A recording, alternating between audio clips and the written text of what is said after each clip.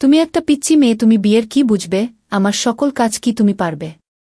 তোমার তো বিয়ের বয়স হয়নি, তাও তুমি বিয়ে করতে পাগল হয়ে গেছো কেন? পিচ্চি মেয়েটি তখন বলল, আপনার স্ত্রীর থাইকা আমি বেশি পারব। আপনার কতটুকু ক্ষমতা আছে আমার তা দেখার আছে। আমি পিচ্চি মেয়ের মুখে এরকম কথা শুনে অবাক হয়ে গেলাম। একটা বাচ্চা মেয়ে বলে কি? মেয়েটা আরও বলল, আপনি আমায় বিয়ে করে দেখেন আমি কি করি। আমি তখন পিচ্চি মেয়েটাকে বললাম, ঠিক আছে, তাহলে আমি বিয়ের আগে তোমার একটা পরীক্ষা নিতে চাই। যদি পাশ করো তাহলে আমি তোমায় বিয়ে করব। মেয়েটা বলল, আপনার যে কোনো পরীক্ষায় পাশ করতে পারব। তারপর আমি পিচ্চি মেয়েটাকে নিয়ে হোটেলে গেলাম। পিচ্চি মেয়েটাও রাতে আমার সাথে। আমার তো বিশ্বাস হচ্ছে না, কি করে সম্ভব এই বাচ্চা মেয়ের ধারা। বাকি ঘটনাটি গল্পটা বলছি। 2 দিনের ছুটিতে বাসায় এসে হতভম্ব হয়ে বসে আছি আমি। যাকে খালাতো বোন নিজের বোন বলে জেনে এসেছি। ছোটবেলা থেকে সেই পিচি আমার সাথে আমার মা আমার বিয়ে ঠিক করেছে। আর বলছে বিয়ে না করলে সে নাকি মরে যাবে। ও আচ্ছা, আমার পরিচয়টা দেই। আমি মানিক, বিসিএসএ প্রশাসন ক্যাডারের সহকারী কমিশনার পদে সেই 23 জনের মধ্যে একজন। যেখানে সরকারি চাকরি মানেই সোনার হরিণ, সেখানে বিসিএস প্রাপ্তরা হল হীরার খনি না, এটা আমার মতামত নয়। আমি বিসিএস পাওয়ার আগেও যেমন সাধারণ ছিলাম, এখনও তাই আছি। তবে মানুষজনের ভাবসাব নিজেকে অসাধারণ ভাবতে হয় খানিকটা। সে যাক ভেবেছিলাম এবার মাকে হাসানোর জন্য রাজি করাব। কিন্তু যখনই আমি হাসার কথা তুললাম, সাথে সাথে মায়ের চেহারা আগুনের মতো জ্বলে উঠল। আমি এবারও তাকে আমার ডিসিশন দিলাম না, কেবল তার ডিসিশনের জন্য কিছুক্ষণ দাঁড়িয়ে রইলাম। কিন্তু তারপর মা যা বলল তা তো অসম্ভব। আমার পিচ্চি খালাতো বোনকে আমি বিয়ে করব কিনা সেটা নিয়ে আমার মাথা ব্যথা নেই। আমার মায়ের মাথা ব্যথা হলো একজন আকাশ পার হওয়া মেয়ের সাথে আমার বিয়ের কথা ভাবতে পারাটা মায়ের কাছে অসম্ভব বলে মনে হতো। হ্যাঁ, ওর সাথে সম্পর্কের প্রায় 9 বছর হতে চল। এই 9 বছরের মেয়েটা আমার অসীম অবহেলা, সেও আমাকে ভালোবেসেছে। আমি রাতের পর রাত তাকে বলেছি আমি পড়া শেষ করে কল দিচ্ছি, থাম। তারপর আমি পড়তে পড়তে ঘুমিয়েছি। সে তার মতন অপেক্ষায় থেকেছে আমার। এসব তো বলছি না শেষ করার পর এর গল্প, তার আগেও এমন অনেক ঘটনা আছে যা এই মেয়েটা মুখ বুঝেই হয়ে গেছে। কেবল এতটুকুই বিশ্বাস রেখে দিন শেষে আমি তার। সে বয়স বাড়িয়েছে। আমার জন্য তার বাবার শাসন, মায়ের রাগ, বেশ খানিক সম্বন্ধ। বয়স পার হয়ে যাওয়ার দোহায় কোনো সমস্যা দেখিয়ে সে আমাকে ধরে রাখতে চায়নি। বরং সবসময় আমি যেটা পারবো না বলছি, সে বলছে আমি জানি তুমি পারবে। মেয়েটা কিছু কারণে আমি উপেক্ষা করতে করতেও পারিনি। বহুবার তার কথা ভেবে তাকে বলেছি তুমি বিয়ে করে নাও। তার সেই এক কথা, বিয়ে করলে তোমাকে করব নয়তো না। এই কথাটা খানিকটা স্বস্তি দিত আমাকে। আজকাল সে আমার উপেক্ষা সহ্য করে অবহেলা মেনে নেয়। যেতে চাইলে আটকায় না, করোনা ধরলে আর পরে কল দেয় না। নয়তো বছর অপেক্ষা করতে করতে মেয়েটার অপেক্ষা করার মতো কঠিন একটা রোগ হয়ে গেছে বোধ হয়। আমি জানি মেয়েটা কষ্ট পায়, রাতভর কাঁদে, সমাজের সব কথা, বাড়ি থেকে বিয়ের চাপ, সবটা হাসি মুখে মেনে নিয়ে মেয়েটা খুব ক্লান্তি বোধ করে। মাঝে মাঝে আমাকে বলে, মানি কিছু কথা ছিল। আমি জানি কি কথা, তবে মায়ের আপত্তির কথা বারবার তাকে শোনাতেও ভালো লাগে না আমার। তাই প্রায় দিন তার কোলে ভয় করি। হঠাৎ একদিন কল করে বলি, আর বলো না, খুব ব্যস্ত ছিলাম একদিন। তারপর সে নরমভাবে বলে, আমি জানি তো বিসিএস ক্যাডারের অনেক রকমের ব্যস্ততা থাকে। যাই হোক, পরের ক্লাসের জন্য বসে আছি, সময় হয়ে গেছে, রাখছি বলে কেটে দেয়। কথা বাড়ায় না, আসে। আগে ঢাকা থেকে বাড়িতে আসলে তার জন্য সময় বের করে দেখা করতাম, আজকাল সেটাও কমিয়ে দিচ্ছি। মায়ের কিছু কথার প্রভাব আমার উপরে পড়ে গেছে। 28 বছর একটা মেয়ের জন্য বিশাল ব্যাপার। এখন আর হাসনাকে আমার ভালো লাগে না, তেমন হয়তো তাকে দেখার জন্য যে আমি ছটফট করতাম সেই আমি, তাই আজকাল আর তাকে দেখতে চাই না। কেন নাকি টাকা ইনকাম আর ক্যারিয়ার হওয়ার পরে মানুষের চিন্তাভাবনা আচমকাই বদলে যায়। আজকাল এসব আজব চিন্তা ভাবনা মাথায় ঘুরতে থাকে সবসময়। কিন্তু সে সবকে আমি সময় দিই না। ঘাড়ে চড়ে বসার একটা সুকটান দেওয়ার তাগিদে বাসা থেকে বের হলাম। তারপর অনেক দিন পরে এক মুহূর্তের জন্য হাসনাকে ছাড়া অন্য কাউকে নিয়ে ভাবতে শুরু করলাম। আকাশ মেঘলা হয়ে আসলো, হয়তো একটু পরে বৃষ্টি শুরু হবে। আমি স্কুলের পাশের মাঠে বসে একা একা অন্য কাউকে নিয়ে ভাবছি। স্কুল ছুটির পরে বৃষ্টিতে কত ভিজেছি আমরা না, এটা আমার মনে পড়ত না। সদ্য কিছু ছেলে মেয়েকে দেখেছি ভিজতে ভিজতে বাসার দিকে যেতে। 1-2টা বেনি করা মেয়ের দিকে চোখ যেতেই তার লাজুকতা দেখে বুঝলাম পাশের ছেলেটাকে সে খুব ভালোবাসে। কিন্তু এই মেয়েটা কি জানে প্রতিষ্ঠিত হওয়ার পরে ছেলেটাকে ছেড়ে দেবে, এই ভেবে কিছুটা মন খারাপ হয়ে গেল। তারপর মনে হলো আচ্ছা আমিও একই কাজ করেছি। অতঃপর আর সেখানে বসে থাকলাম না। ঘড়িতে সময় তখন 2:30। হাসিনাকে এখন স্কুলে গেলে পাওয়া যাবে। আমি সোজা ওর স্কুলের উদ্দেশ্যে চলে গেলাম। সেখানে চাকরি করে আজ প্রায় 5 বছর। গেটের সামনে রিকশা থামতেই হাসিনার সাথে আমার চোকাচোকি হল। ইশারায় বললাম উঠে বসতে। তারপর তার দিকে চোখ ফেরাতেই প্রথমবারের মতো উপলব্ধি করলাম চোখের নিচে ডার্ক সার্কেলগুলো। এগুলো যেন সাক্ষী তার রাতের পর রাত না ঘুমানোর। তারপর তার দিকে যতবার তাকালাম কেবল মনে হতে লাগল এই মেয়েটাকে তো একসময় খুব ভালোবাসতাম। এর জন্যই তো পাগলামো করতাম। তাহলে পাশাপাশি রিকশায় বসে ও আজ আমাদের এত দূরত্ব কেন হাসো না?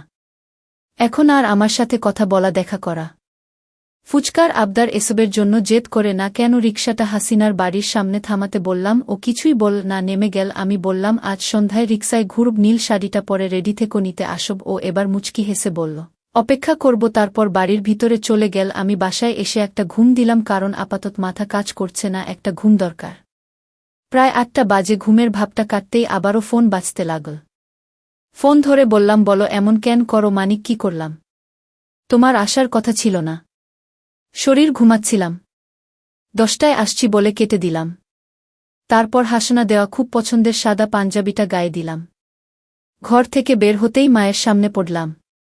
তারপর মা বলল ফকিরের বাচ্চা, এত কাপড় থাকতেই ফালতু মেয়ে দেওয়া পাঞ্জাবিটাই তোর গায়ে দেওয়া লাগবে কেন? কোথায় যাওয়া হবে না? তোর বাসায় মানুষ আসবে, একটু পরে বের হচ্ছি না। টেবিলে প্লেট রাখতে রাখতে এসব বলল মা। আমি বললাম বড় আপা আসবে নাকি? মা বলল তোর খেলার আসবে, তোর তো ছুটি নাই, তাই আজকে রাতে বিয়ের সবটা করে নিতে চায়। আমি অবাক হলাম, তবে কিছু বললাম না। আবার রুমে এসে কিছুক্ষণ বসে থাকলাম। তারপর হাসিনাকে কল দিয়ে বললাম নিয়ে বের হব। আর তোমার ভোটার আইডিটা একটু দরকার আছে, নিয়ে এসো মনে করে। ও বিশেষ কিছু জানতে চাইল না, বলল আচ্ছা। তারপর আমি এখন ওকে নিয়ে কাজী অফিসে বসে আছি। কাগজপাতি ঠিক হলেই আমরা বিয়ে করব। হাসিনার চোখের চেয়ে বেশি ঝলকানি আর যেন একটু বেশি সুন্দর লাগছে, একদম হুদার চেয়েও বেশি সুন্দরী। বিয়ে পাত চুকিয়ে আমি হাসিনাকে নিয়ে বাড়ি ফিরলাম। দরজায় দাঁড়াতেই সবাই আমাদের দেখে হতভম্ব। মা ওকে দেখেই যা নয় তা বলা শুরু করে দিল। বড় আপা এগিয়ে এসে হাসনাকে বাড়ির ভিতরে সোফায় নিয়ে বসাল। তারপর বলল এতদিনে একটা কাজের কাজ করেছিস ভাই। মাপার কথায় অগ্নিমূর্তির ন্যায় বিগড়ে গেল। তারপর আবারও হাসনাকে বকতে লাগল। তখন আমি বলা শুরু করলাম মা, এই যে তোমার বড় মেয়ে, তার বয়স কত করে বিয়ে দিয়েছিলে? যেন 27, তাও নাকি আপা তোমার কাছে ছুটি ছিল? পাড়া প্রতিবেশী কিছু বললে তার উপরে ঝাঁপিয়ে পড়তে না করনি? অথচ আমার কত কত সময় ফিরে গেছে, মনে আছে তোমার? তবু তুমি বলতে আমার মেয়ে এখনো বুড়ি হয়নি, ওর আরও ভালো ঘরে বিয়ে দেব। তারপর একদিন আবার বিয়ে হয়ে গেল। তখনও তোমাকে বলতে শুনতাম মেয়ে তাকে আরও কিছুদিন রাখতে পারতাম। তোমার মেয়ে আকাশে তোমার কাছে খুকি ছিল। অথচ কথাটা যখন তোমার ছেলের ঘাড়ে এসে পড়ল তখন অন্যের মেয়েটা বুঝি। আজকে যদি আমি ভালো পজিশনে না থাকতাম, ভালো টাকা স্যালারি না পেতাম, তখনও কি তোমার মতবাদ এমনই থাকত? কই, আজ থেকে 5 বছর আগে যখন ওকে তোমার সাথে পরিচয় করিয়ে দিলাম তখন তো তুমি ওকে বলেছিলে এমন চাঁদ মুখে কেউ পছন্দ না করে থাকতে পারে। তাহলে আজকের সেই পছন্দের মেয়েটাকে তোমার কাছে বড়ই অসুন্দর লাগে। সেই মুখেই আজ কেন বয়সের ছাপ পড়ছে বলে লাগে? কারণ আজ তোমার ছেলে প্রতিষ্ঠিত, নাকি তুমি কয়েক হাজার টাকার মুখ বেশি দেখছ বলে? বেশি কিছু চাইনি মা, মেয়েটা আমার জন্য অনেক কিছু হয়েছে। একজন মেয়ের বিয়ের বয়স 18 পেরোতেই হয়ে যায়, সেখানে মেয়েটা আমার এত অবহেলা অবজ্ঞা উপেক্ষা সয়ে থেকে গেছে। শুধু আমার নয়, তোমার মতন অনেকের কাছেই তাকে শুনতে হয়েছে। এমনকি সেই তালিকায় তার পরিবারও রয়ে যায়। ওকে আমার জন্য মেনে নিও না মা, মন থেকে মেনে নাও, নয়তো এই সাংসারিক আগুনে আমরা সবাই পুড়ে যাব। মেয়েটা অনেক স্বপ্ন নিয়ে ঘর ছেড়েছে। মা মেনে নাও বলে পায়ে বসে গেলাম। আমার দেখাদেখি হাসনা এসে মায়ের পায়ের কাছে বসে পড়ল। মা কিছুক্ষণ চুপচাপ দাঁড়িয়ে থেকে আমাকে বলল খালাদের খাইয়ে দিতে, তারপর সে তার রুমে চলে গেল। আমরা আরও কিছুক্ষণ ওভাবে বসে থেকে নিজেদের দিকে হতবাক হয়ে তাকিয়ে রইলাম। প্রায় 6 মাস কেটে গেছে বিয়ের এখন, আর আমি হাসিনাকে অবহেলা করি না। হাসিনা আবারও আগের মতো বুক দিয়ে দিনভরের গল্প শোনায়। মা কি বল, কি করল? আমি প্রায় বলি ঢাকায় আসল সংসার করি। তার এক কথা, আমার সংসার ফেলে যাওয়ার জো আছে। মা একটু ১৯-২০ হলেই হাসিনা মা কই গেলি বলে বাড়ি মাথায় তুলে রাখে, তেল চুন পান সব কিছুতেই আমি। তাহলে বলো, এমন সংসার ছেড়ে কোথাও যাওয়া যায়? আমি কেবল হাসি আর ভাবি এই মেয়েটাকে। সকালে আমি যে নিজেই ঠকে যেতাম। তার কিছুদিন পর আমার খালা বাড়িতে এসে জোরে জোরে চিল্লাতে লাগল আর বলতে লাগল, আমার মেয়ের সাথে বিয়ের কথা ছিল, আর আজ তোমার ছেলে একটা বুড়ি মেয়েকে বিয়ে করে এনেছে। এ আমি কিছুতেই মেনে নিতে পারি না। আমার মেয়ে কি কম সুন্দর নাকি? এবার লেখাপড়ায় 2 পয়েন্ট পেয়েছে, হয়তো তার বয়স কম দেখায়। বাচ্চা মেয়ে তো কি হয়েছে, এর চাইতে কম বয়সী মেয়েরা কি সংসার করছে না? খালের মুখে এরকম কথা শুনে আমি অবাক হয়ে গেছি। আমার মাকে বলছে, তুই বোন হয়ে আমার সাথে এরকম বেইমানি করতে পারলে? মা বলল, আমি তো বেইমানি করিনি। আমার ছেলে ভালোবেসে বিয়ে করেছে, আমার ছেলের পছন্দের বাইরে তো আমি কিছু সিদ্ধান্ত নিতে পারি না। খেলা বলল, তাহলে আগে কেন কথা দিয়েছিলেন? এখন তো আমার মেয়ে দানাপানি ছেড়ে মরতে বসেছে। মা বলল, এখন আর কি করার আছে আমার বলতো? তোর মেয়েকে পূজা খালা বলল, আমার মেয়ের যদি কিছু হয় তাহলে আমি কিন্তু মা ছেলে কাউকে ছাড়ব না। খালের মুখে এরকম কথা শুনে আমি একটু চিন্তায় পড়ে গেলাম। আমি জানি খালা এখন আমার বড় চাকরি হয়েছে, তো তাই আর লোকটাকে সামলাতে পারছে না। আমি এসব ভাবতে লাগলাম। আমার মাকে বললাম, মা তুমি কিচ্ছু চিন্তা করো না, তোমার বোনের পিচ্চি মেয়েকে আমি সব বুঝিয়ে বলবো। আমি আশা করছি সব ঠিক হয়ে যাবে।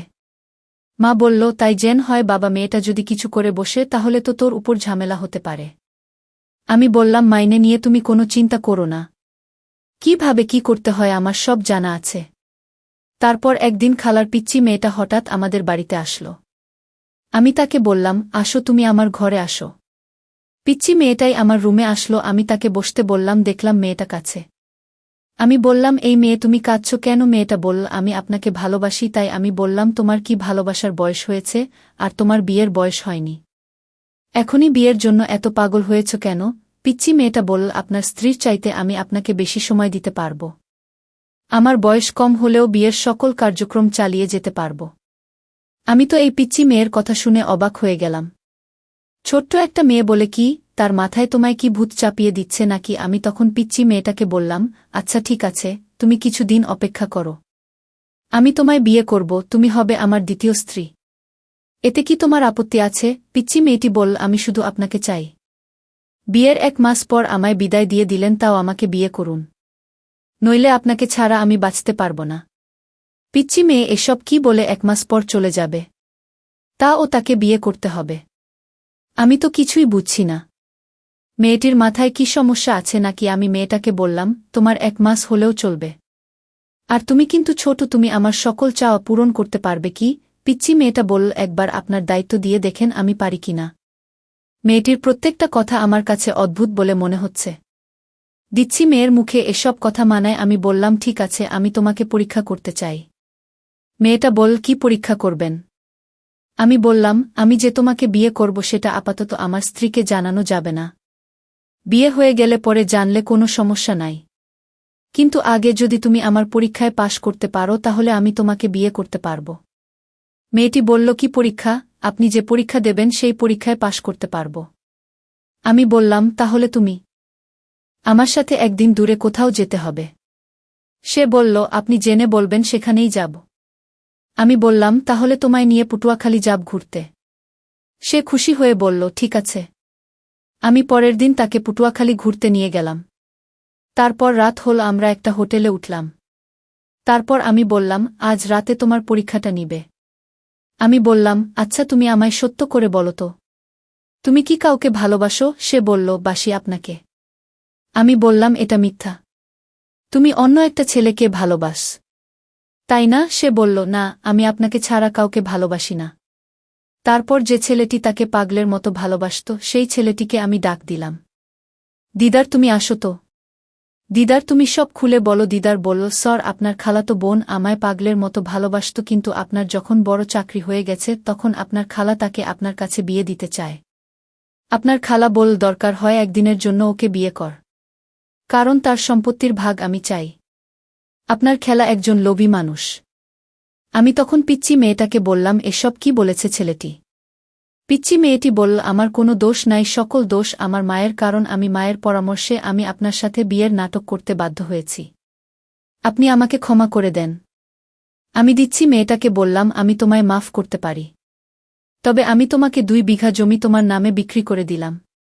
আর সেই টাকাটা দিয়ে তোমরা দুজন বিয়ে করে সুখে থাকো। আমি বুঝি ভালো স্যার। কি মর্ম! পিচ্চি মেয়েটি বলল, আপনি আমাকে ক্ষমা করে দেন। প্রিয় বন্ধুরা, গল্পটি ভালো লাগলে অবশ্যই কমেন্ট করে জানাবেন। আর নিয়মিত এমন আলাদা স্বাদের গল্প শুনতে ভিডিওটিতে লাইক এবং চ্যানেলটিকে সাবস্ক্রাইব করে সাথেই থাকুন। আর হ্যাঁ, নোটিফিকেশন বেলটি অল করে রাখবেন, যাতে পরবর্তী গল্প সবার প্রথমে আপনাদের কাছে পৌঁছে যায়। ধন্যবাদ বন্ধুরা। ধন্যবাদ সবাইকে।